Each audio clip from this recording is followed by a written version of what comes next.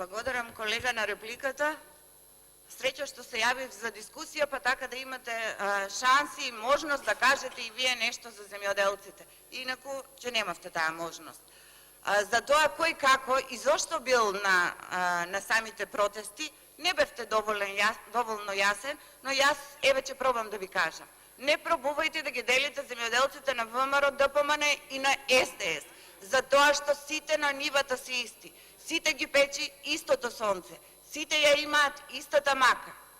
Лозарите не познаваат партија. На нив му е важно трудот и маката да им биде платен. А вие, колега Ташев, ако веќе толку сте загрижени за самите земјоделци, за лозарите, треба да ги знаете нивните вистински барања. Не ги знаете, очигледно. Јас ќе ви кажам.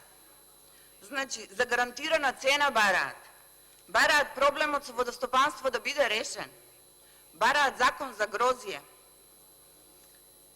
Бараат дополнителните субвенции да не бидат по килограм грозие, затоа што е жално исплата на дополнителни субвенции на одредени сорти по килограм грозие. Бараат тоа да биде по хектар. Тоа, колега, не го спомнавте во вашата реплика. Ви благодарам. Благодарам. Реплика пратеник од Минов